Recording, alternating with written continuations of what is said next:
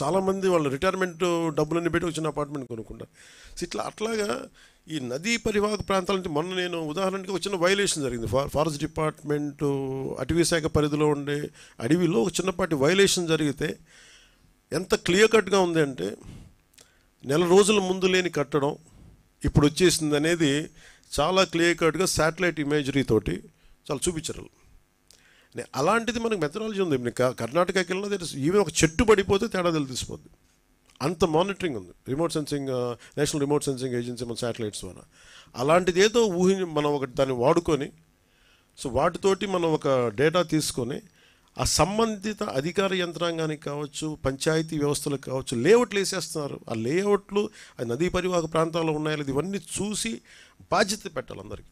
అందరూ కూర్చొని it is not just position of ఒక ముఖ్యమంత్రి గారో లేదంటే దాని పక్కన ఉన్న సంబంధిత వ్యక్తులు కాదు, అందరికీ ఆ బాధ్యత అందరికీ ఇది తీసుకోవాలి. దాన్ని రైట్ ఫ్రమ్ పంచాయత్స్ నుంచి ఈ బాధ్యత తీసుకోవాలి లేఅవుట్స్ వేసేటప్పుడు. అలాగే లోకల్ పొలిటికల్ లీడర్స్ కూడా ఇప్పుడు వాళ్ళు ఆలోచించాలి. ఇలాంటి ఇల్లుని మనం ఎంకరేజ్ చేస్తే భవిష్యత్తులో మనకి ఏం జరగబోద్దు అనేది అందరూ తీసుకొని అధికార యంత్రాంగాన్ని భయపెట్టేసిన తర్వాత ఎవరికాళ్ళు ఒక ఏమంటుందని దాని కైండ్ ఆఫ్ మజిల్ పవర్ తోటి నెట్టుకొని వెళ్ళిపోతే వచ్చిన సమస్యలు ఇవన్నీ. అలాంటివి చేయాలంటే we have to empower bureaucracy, we have to tell them it is their right to why they should stop it. వాళ్ళకి ఎందుకు కట్టకూడదు అనేది మనం ఎంపవర్ చెయ్యి. పొలిటికల్ లీడర్షిప్ వాళ్ళకి అండగా నిలబడకపోతే మటుకు ఇలాంటి వైలేషన్స్ మేము ఒక 10 years తర్వాత, ఒక 15 years తర్వాత, 20 years తర్వాత ఇంకో ప్రభుత్వం వచ్చినా కానీ ఉదాహరణకి రాదనుకోండి, బట్ చెప్తున్నాను, మనిషి ఆశావాది కదా, చెయ్యి పొలిటికల్ లీడర్షిప్ వాళ్ళకి అండగా నిలబడకపోతే మటుకు ఇలాంటి వైలేషన్స్ మేము ఒక 10 years తర్వాత, ఒక 15 years తర్వాత, 20 years తర్వాత ఇంకో ప్రభుత్వం వచ్చినా కానీ ఉదాహరణకి రాదనుకోండి, బట్ చెప్తున్నాను, మనిషి ఆశావాది కదా. సో వాళ్ళకు కూడా ఇబ్బంది, అంటే మాకు కూడా భవిష్యత్తులో అందుకే ఇప్పుడు నేను కరెక్ట్ చేయాలనేది మేము చాలా నిబద్ధత అనుకున్నాం. సో అందుకని ఎలా చేయాలనేది మీకు తెలియజేస్తాం. మనం అందరం ఇన్ఫర్మేషన్ షేరింగ్ చేసుకుంటాం ఖచ్చితంగా మీతోటి.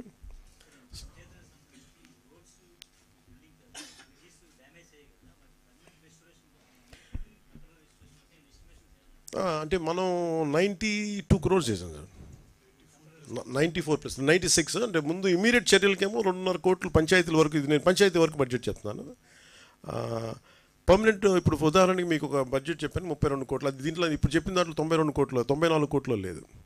అలా కొన్ని ఏమో శాంక్షన్ చేస్తున్నాయి. Sir you can say that, you can answer for that. ఇప్పుడు పంచాయతీరాజ్ రోడ్స్ గురించి మాత్రమే ఎస్టిమేట్ చేయడం జరిగింది.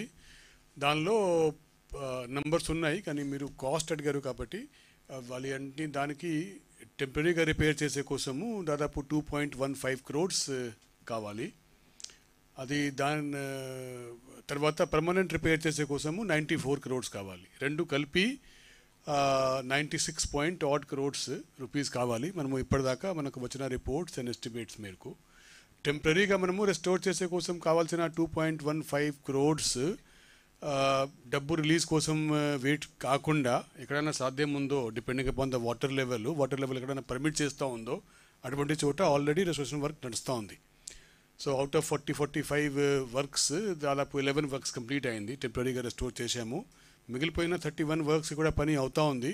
ఒక ఫ్యూ ప్లేసెస్లో wear water level still does not permit any kind of restoration, అది ఈరోజు రేపు మళ్ళీ స్టార్ట్ చేసుకొని ఖచ్చితంగా all these 41 works which have been road works which have got either breached or culverts breach అయింది, అటువంటి వర్క్స్ మాత్రమే టెంపరీగా నెక్స్ట్ 2-3 daysలో 4 daysలో వారం లోపల we will complete the work of restoration temporarily and make them motorable.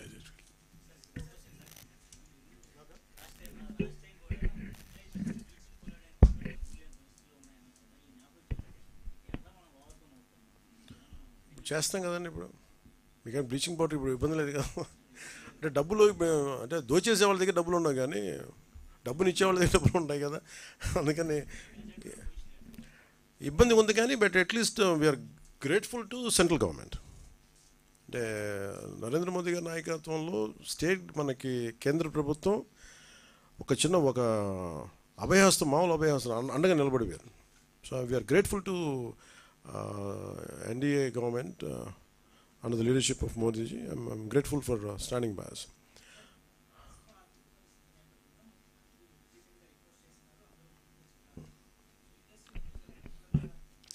ఒకటి I tell you what is film ఇండస్ట్రీది ఏంటంటే, ఇప్పుడు మీరు చూస్తే మీరు డబ్బులే మాట్లాడాలంటే జగన్ గారి దగ్గర ఎక్కువ డబ్బులు ఉంటాయి. ఒక హీరో దగ్గర ఉన్న డబ్బుల కంటే కూడా వాళ్ళ ఒక ఫ్యాక్టరీ తీసుకున్నాం ఫస్ట్ ఉదాహరణకి, సిమెంట్ ఫ్యాక్టరీ, దాని దగ్గర ఎక్కువ డబ్బులు ఉంటాయి. ఫిల్మ్ యాక్టర్స్ ఇవన్నీ ఏంటంటే వాళ్ళ హడావిడి ఎక్కువ, గోల ఎక్కువ. అంటే సంపాదించే డబ్బులు కంపారిటివ్, నేను చెప్పే డబ్బులు సంపాదించడం నేను చెప్పట్లేదు కదా, సంపాదించే డబ్బుల కంటే కూడా ఆ హడావిడి అంటే 10 లక్షల మంది జనం వచ్చారు కదా అని చెప్పి 10 లక్షల కోట్లు ఉన్నాం అక్కడ. సైలెంట్గా జగన్ గారి దగ్గర ఉండే వాళ్ళ దగ్గర 1 లక్ష కోట్లు ఉండదు, అది తేడా. సో సైలెంట్గా డబ్బులు ఉండేవాళ్ళు చాలామంది ఉన్నారు. వాళ్ళందరికీ నిజం అంటే నేను నిన్న మాట్లాడటం కూడా అందరితో మాట్లాడుతుంటే ఒకటే నాకు అనిపించింది, డబ్బు ఇవ్వాలని చాలామందికి ఉంటుంది. ఇప్పుడు 1,64,000 మంది ఒక పంచాయతీరాజ్ జాయింట్ యాక్షన్ కమిటీ నుంచి వాళ్ళు కూర్చోబెట్టి మేము ఇస్తున్నామంటే డబ్బు ఇవ్వడంటే ఎక్కడో పారదర్శకత ఉంది, మేము ఇస్తాం, ఆ డబ్బు వెళ్తుంది. అది ఒక 10 కోట్లు రేపు పొద్దున్న ఒక కార్పొరేట్ సంస్థ ఇచ్చినా లేదా ఒక వ్యక్తి ఇచ్చినా అది ఇచ్చే డబ్బు ఆ వ్యక్తికి చేరుద్దు అనుకున్నప్పుడు చాలామంది ఇవ్వడానికి సంసిద్ధంగా ఉన్నారు. అలాంటి ట్రాన్స్పరెన్సీ ఒక ప్రయత్నం చేస్తున్నాం. సో దానికి ఎగ్జాంపుల్ నేను ఏం చెప్పానంటే, ముందు ఎఫెక్టెడ్ 400 పంచాయతీల్లోకి నేను ఒక పంచాయతీ ₹1,00,000 చొప్పున నేను ఇస్తే అది ఎలా ఖర్చు పెడతారో నేను చూద్దాం. It's a way of donation. Also పర్సనల్గా నేను కూడా ఇన్వాల్వ్, నా డబ్బు కూడా ఇన్వాల్వ్. అది ఎలా వెళ్తుంది? సపోజ్ నేను పారిశుద్ధ పనులకి ఇది ఇవ్వాలి, లేదంటే చాలా పనులు ఉంటాయి, చిన్న రోడ్లు కావచ్చు, పారిశుద్ధ బిల్డింగ్లు కావచ్చు, లేదంటే పశువులు చచ్చిపోతే పశువులకి ఎవరన్నా, సపోజ్ నేనేమంటాను ₹1,00,000 మన ఒక పంచాయతీకి ఇస్తే ఆ పంచాయతీల ఉదాహరణకి 220 పశువులు చచ్చిపోయినాయి. ఈ 220 పశువులకి ఈ 400 పంచాయతీలు జరిపి ఈ పశువులే కొనండి, నా బడ్జెట్ ఇది, నా ఇచ్చే డబ్బు అంతా ₹1,00,000, ఆ గ్రామంలో 10 పశువులు చనిపోతే 10 పశువులు కొనండి. లేదంటే నేను ఇచ్చే ₹1,00,000 ఎన్ని పశువులు వస్తే అన్ని పశువులు. ఆ హెడ్కి వెళ్ళినప్పుడు జెన్యూన్గా అది వెళ్ళింది అనుకోండి, నాకు ఇచ్చే వ్యక్తికి తృప్తి ఉంటుంది. అలాంటి పారదర్శకత కావాలని కోరుకున్నాం. అందుకని యాక్టర్స్ ఇవన్నీ ఏమైపోతుందంటే మేబీ ఇది హడావిడి, లేదంటే నిజంగా చాలామంది చిత్ర పరిశ్రమ చాలామంది ఇచ్చారు, మనస్ఫూర్తిగా వారికి నా ధన్యవాదాలు తెలుపుకుంటాను మన ఆంధ్రప్రదేశ్ ప్రభుత్వం నుంచి. బట్ ఇదేంటంటే మిగతా వాళ్ళు కూడా రావాలని నేను కోరుకున్నాను. ఇది ప్రత్యేకమైన పరిస్థితులు, ఇది మన నేల, మన రాష్ట్రం, ఇది మనం కాపాడుకోవాలి. అందుకని అందరినీ మరోమారు ముఖ్యమంత్రి గారి సహాయ నిధికి విరాళాలు పంపించని మనస్ఫూర్తిగా మీ అందరినీ కోరుకుంటూ సెలవు తీసుకున్నాను. జై హింద్.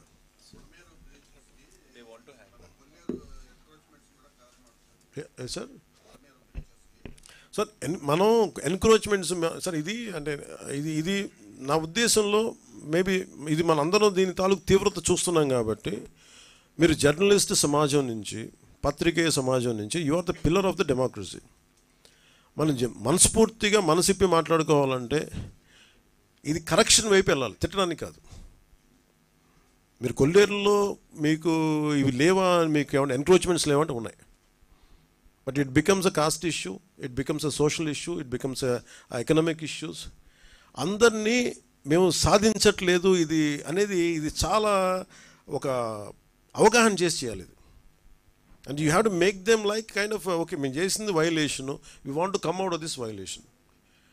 ఎలా చేయాలి? దానికి ప్రాబ్లం ఏంటంటే ప్రత్యామ్నాయ వాళ్ళకి దాని మీద ఆధారపడిపోయినారు. కొల్లేరులో ఎంకరేజ్మెంట్స్ ఉన్నాయి, ప్రత్యామ్నాయ మీకు ఆదాయ మార్గాలు లేపకుండా మనకి ఇవ్వకుండా చేసేస్తే ఏమైపోతుంది, అది గొడవ అయిపోతుంది. సో దాన్ని ఎలా హ్యాండిల్ చేయాలి? ఎందుకంటే ఒక తేనెతుట్టు లాంటిది ఇది. ఇలా స్టార్ట్ చేస్తే ఇది మనం బండగా మొండిగా వెళ్ళిపోవచ్చు, బట్ చాలా అర్థవంతంగా ఆలోచన వెళ్ళాలన్నది మా కోరిక. సో దాంట్లో నేను మిమ్మల్ని అభ్యర్థించేది లేదా మిమ్మల్ని మీ నుంచి కోరేది కూడా, ఇలాంటి ఎన్క్రోచ్మెంట్స్ ఉన్నప్పుడు maybe why don't you think like this, మీరు ఇలా ఎందుకు ఆలోచించకూడదు, ఎలా చేయొచ్చు, ఇవన్నీ తీసుకొస్తే ప్రజల్ని ఎడ్యుకేట్ చేయాల్సిన, సామూహికంగా అందరికీ ఒక అవగాహన కల్పించాల్సిన అవసరం ఉంది. మీకు అలాంటి ఆర్టికల్స్ కానీ అలాంటి దృష్టిలో మీరు ఖచ్చితంగా ఉన్నాయి. సమస్యని గుర్తించడం ఒకటి, సమస్యకి పరిష్కారాన్ని ఎతకడం ఇంకోటి. సో ఇప్పుడు సమస్యని గుర్తించాం, దీని తీవ్రత ఇంత ఉంది, భవిష్యత్తులో ఇలాంటివి రాకుండా ఉండాలి. ఇప్పుడు అంతేందుకు మీకు చాలా సమస్యలు ఉన్నాయి కొల్లేరు. సో వాటికి కూడా ఒక సమస్య పరిష్కారం ఎతకాలి. ఇది ఎందుకంటే మేము అధికారంలోకి వచ్చా కదని చెప్పి మొత్తం మేము కూర్చొని వీ డోంట్ బుల్డోస్. అంటే ఇంకెవరు అర్థవంతంగా ఎవరు సమస్యని వినకుండా లేము, విని దాన్ని సాధ్యమైనంత తక్కువ ఫ్రిక్షన్ తోటి, తక్కువ గొడవలతోటి ఎలా సాధ్యం చేయాలి, ఎలా పరిష్కరించాలనేది మా ఆలోచన విధానం. అలాగే